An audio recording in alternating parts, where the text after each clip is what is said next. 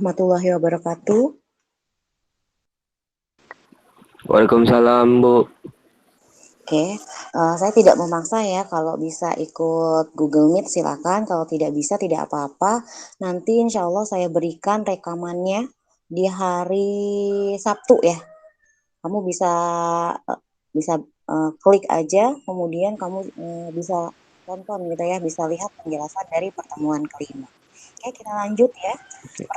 Pertemuan kelima, desain antarmuka atau interface ya. Jadi begitu kita belajar IMK, ternyata kita tidak hanya membicarakan tentang komunikasi.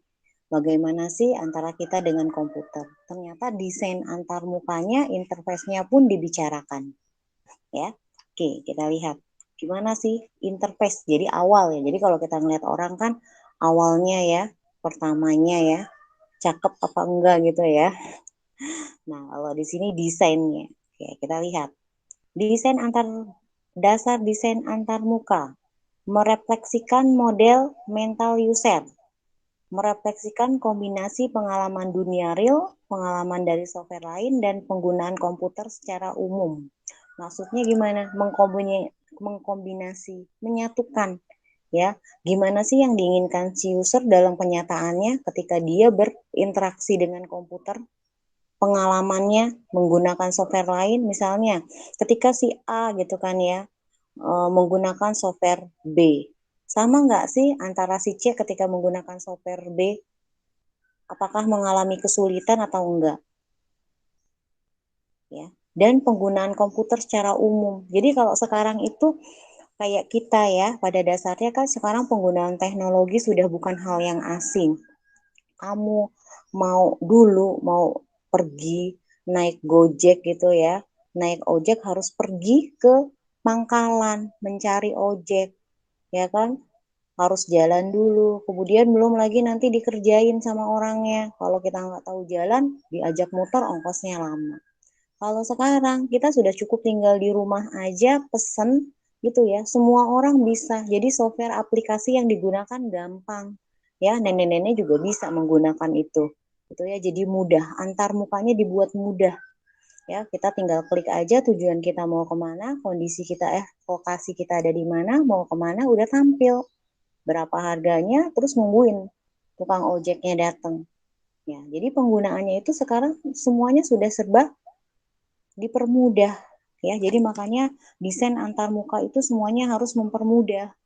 Itulah tujuan apa? Pembuatannya itu mempermudah kita sebagai pengguna. Makanya softwarenya itu harus yang apa? Interaktif ya. Jadi kalau software penggunaannya susah, maka ditinggalkan ya. Kemudian nilai explicit and implied action. Explicit action adalah kondisi yang jelas dalam memberikan petunjuk untuk manipulasi suatu objek ya. Kondisinya jelas ketika misalnya kita tadi mesen Gojek gitu kan ya, kita kan aktifin dulu lokasi kita di mana. Sudah, kalau sudah aktifin lokasi kita di mana, kemudian kita tarik tujuan kita mau kemana, kita tinggal klik OK saja ya, maka dia akan datang kan, harganya berapa, kemudian kita suruh nunggu pengendaranya berapa menit lagi. Kan petunjuknya jelas, gampang digunakan, tidak perlu belajar ya, membaca dulu untuk menggunakan aplikasi tersebut. Jadi eksplisit, gampang, tersirat ya. Kemudian implied action, kondisi yang hanya memberikan kesan visual untuk memanipulasi objek. Jadi dia hanya memberikan kesan visual aja, gambaran ya. Kalau implied. Oke, berikutnya adalah direct manipulation. User mendapatkan dampaknya dengan segera setelah melakukan suatu aksi. Ya, jadi ada timbal baliknya langsung. Ketika kita misalnya pilih gitu kan, mau perjalanan ke tempat A, kemudian kita pilih gitu kan dengan ongkos segini, ya mau pergi dengan Gojek, klik, maka dia tampil respon. Kita disuruh nunggu bahwa tukang Gojeknya misalnya beberapa menit lagi sampai ke tempat tujuan, gitu ya. Jadi mendapatkan respon langsung ya setelah kita melakukan aksi ya, setelah di run jadi programnya langsung jalan. Oke, user control mengizinkan user mengontrol dan menginisialisasi aksi ya. Kita bisa kontrol ada di mana sih ini, kok kita tungguin dia nggak datang-datang tukang ojeknya, kok dia berlawanan sih sama kita, posisi kita, kita bisa lihat dia gitu. Jadi harus ada user control ya. Kemudian feedback and communication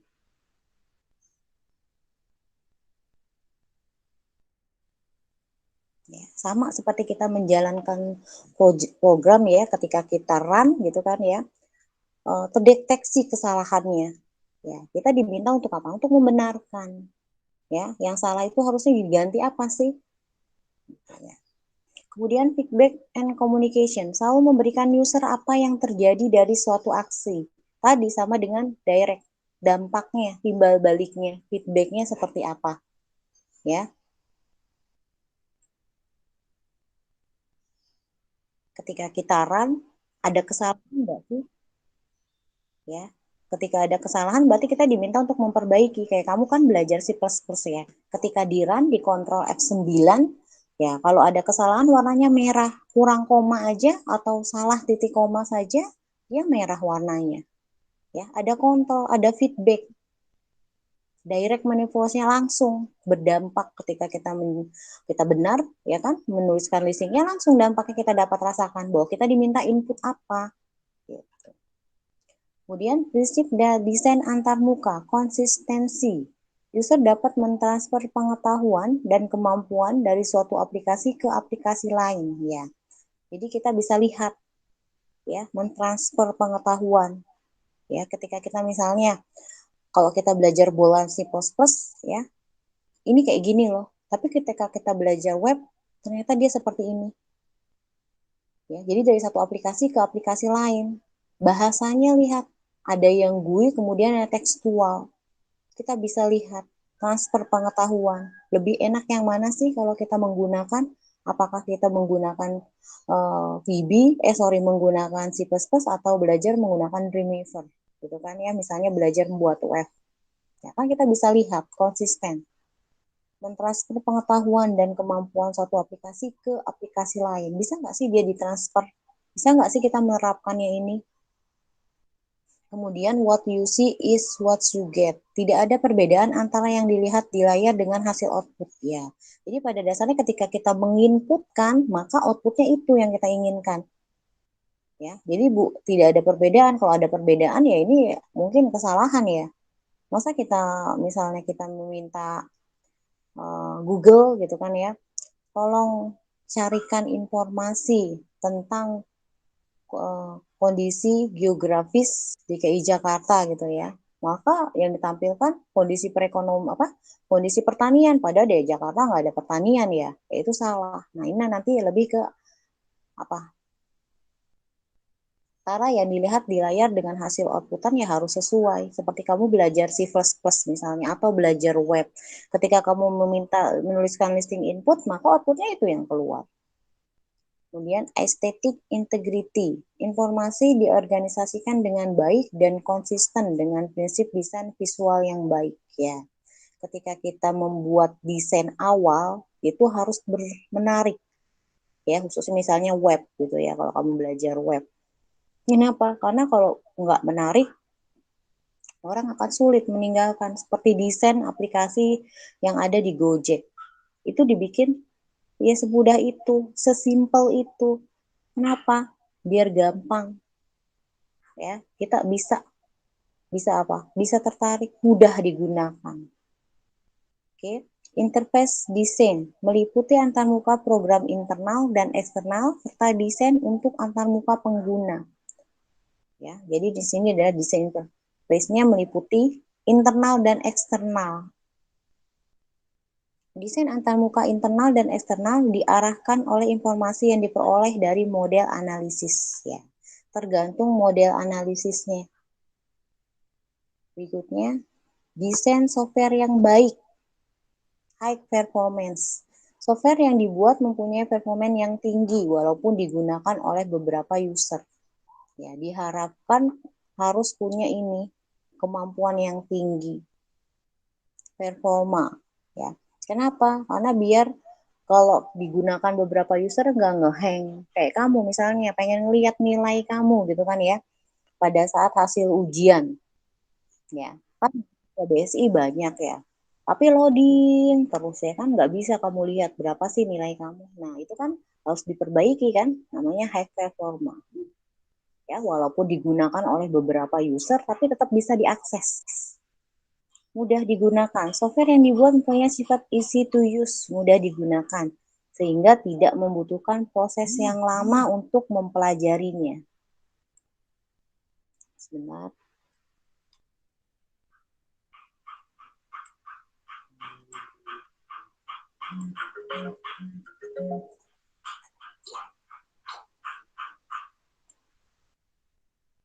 Oke. Mudah digunakan ya, sehingga tidak membutuhkan proses yang lama untuk mempelajarinya. Ya, apalagi sekarang banyak aplikasi ya, kayak game kamu aja ya, itu anak-anak aja udah pinter banget ya menggunakannya. Nggak perlu belajar lagi. Kalau dulu kita kalau mau belajar komputer itu harus belajar.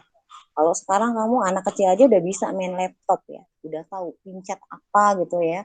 Kemudian mau mencari apa dia sudah mengerti. Harus mudah, memang harus mudah digunakan. Penampilan yang baik, software mempunyai antarmuka yang baik sehingga user tidak merasa jenuh. Ya, kembali ke apa? Kalau penampilan sekarang grafis yang dikembangkan bukan lagi tekstual.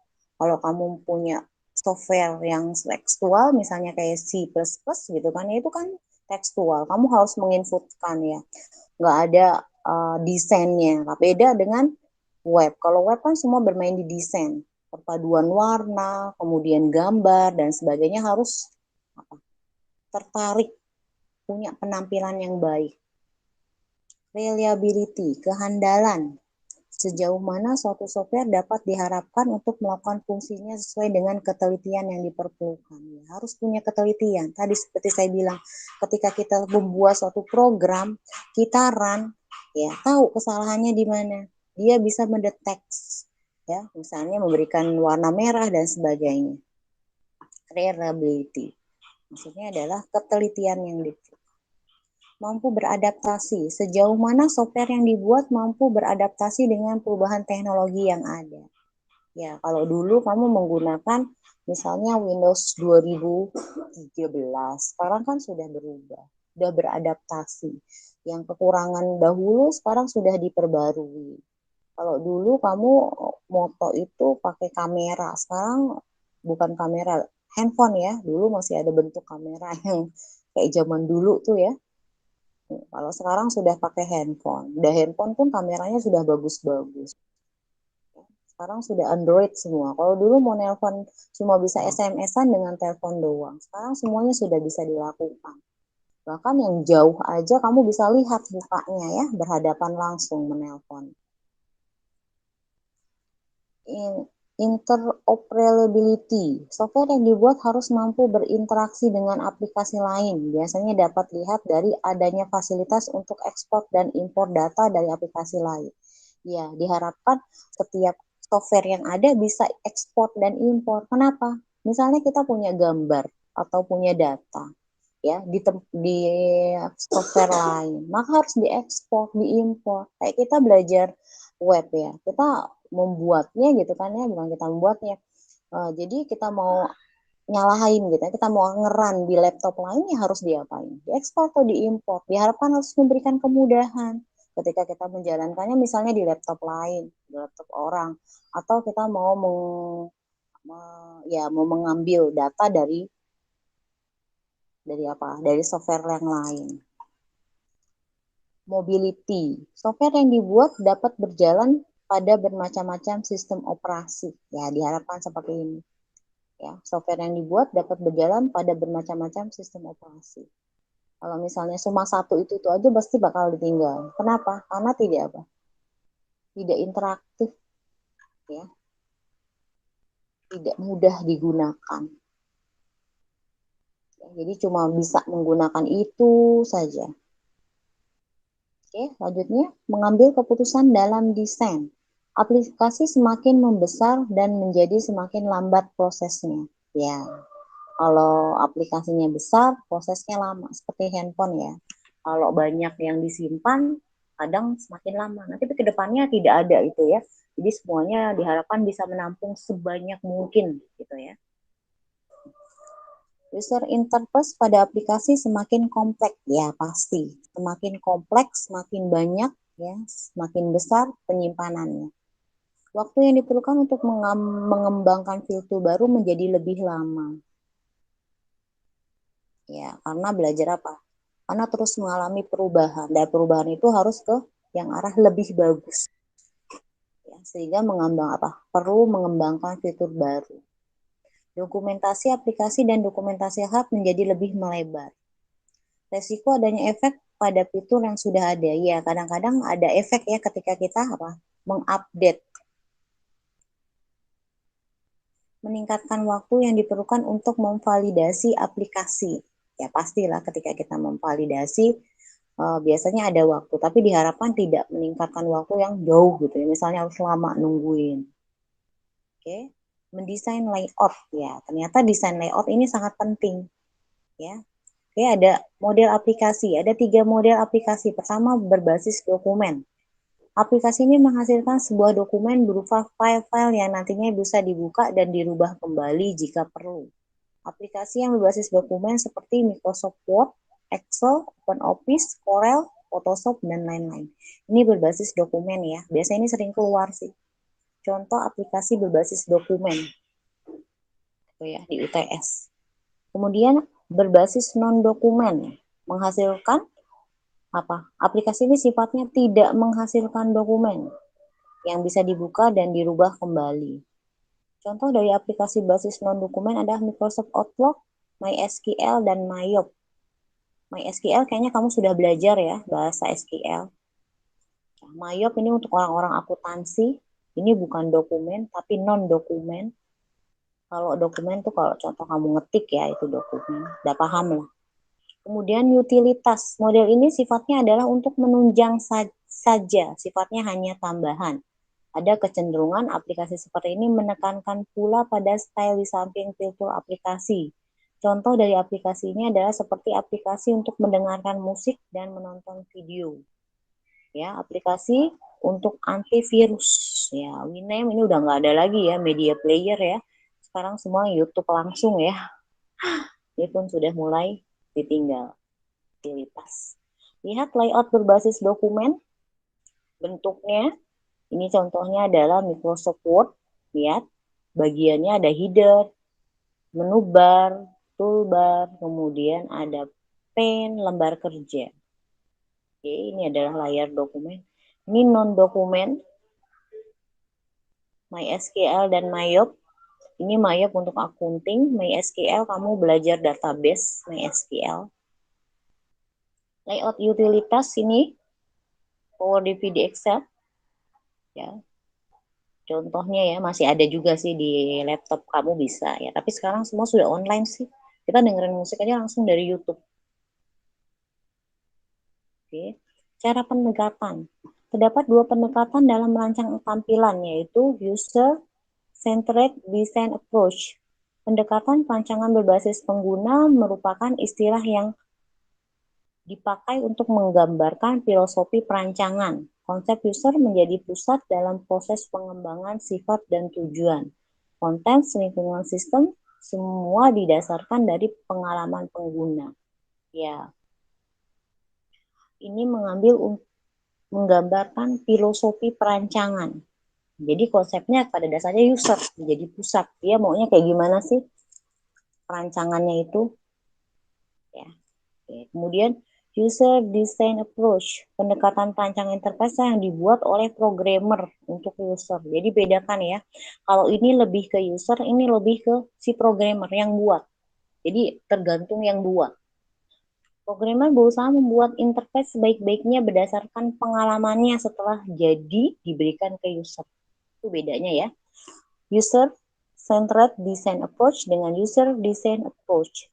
Kalau ini si programmer. Jadi programmer itu berdasarkan pengalaman dia membuat sebuah tampilan desain. Menurut dia ini bagus. Tapi menurut user belum tentu juga. Atau bahkan menurut user bagus belum tentu juga menurut dia. Ya, jadi pengalaman dia yang berbicara. Ya. Tapi programmer selalu berusaha membuat interface sebaik-baiknya berdasarkan pengalaman dia. Ya, jadi pada intinya yang dibuat itu ya didesain itu semuanya untuk kemudahan. Oke, berikutnya prinsip dan petunjuk perancangan. Ini urutan perancangan ya, kamu sudah paham ya. Pemilihan ragam dialog, struktur dialog. Nah, pesan ini kamu bisa lihat nanti ya. Perancangan tampilan berupa teks. Oke, waktu tanggap. Oke, bentar. Prinsip urutan perancangan. Perancangan tampilan basis teks. Ini grafis. Oke. Ini sudah paham semua ya? Urutan perancangan. Kemudian Itu perancangan. yang dilewatin apa, Bu? Emang di kamu nggak kelihatan ya? Ya, Ada, Bu, di slide. ada ya. Oke. Ini udah kan tadi ya, user design approach. Ini udah ya. Udah, Bu. Masuk ke prinsip dan petunjuk perancangan. Oke, di sini ada 1, 2, 3, 4, ada 5.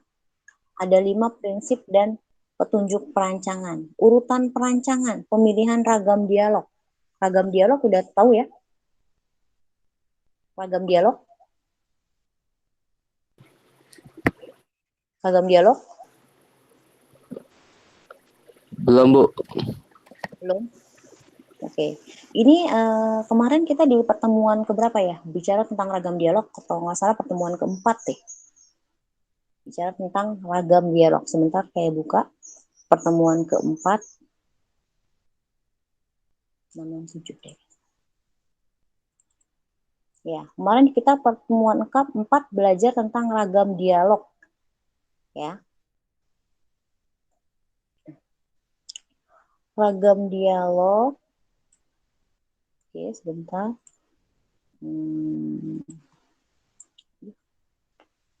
Oke, ini pertemuan keempat. Kemarin kita bicara tentang ragam dialog. Ya, kamu sudah paham lah. Nih, ragam dialog, lihat. Memberikan tanggapan, yes atau no, biasanya dalam menu. Bisa dipahami nggak ragam dialog? Jadi komputer nanya ke Bisa, kamu. Bu, bisa, Bu. Jadi komputer tuh nanya ke kamu, apakah mau disimpan atau enggak, gitu ya. Jadi beragam dialog, ya. Nanti bahasanya yang digunakan lebih ke bahasa, ya. Konsisten apa enggak gitu bahasanya, ragamnya.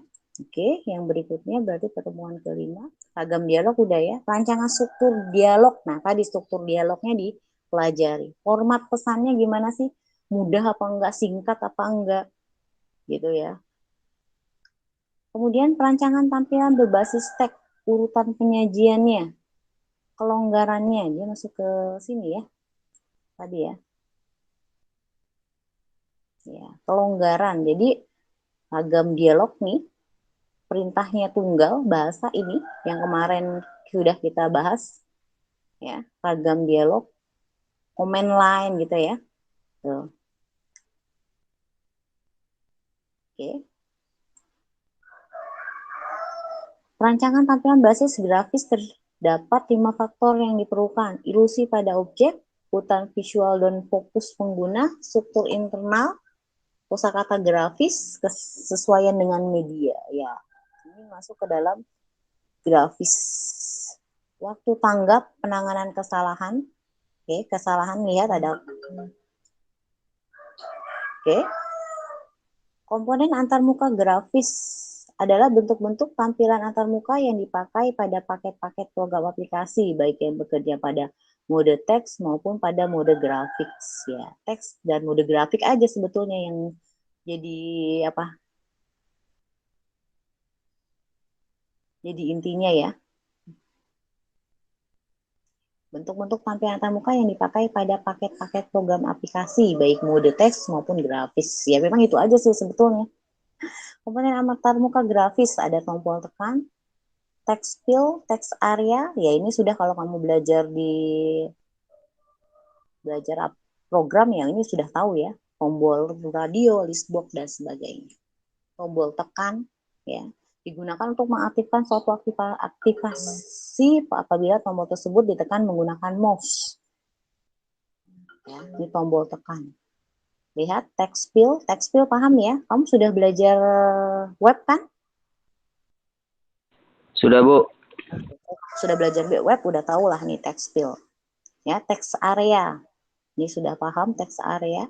Di sini menuliskannya, misalnya biasanya ingin pesen makanan, menu makanan, ada paket-paketnya, biasanya menggunakan text area. Misalnya paket A, apa aja, nasi goreng, gitu kan, minumnya apa, kemudian tambahannya apa, dan sebagainya.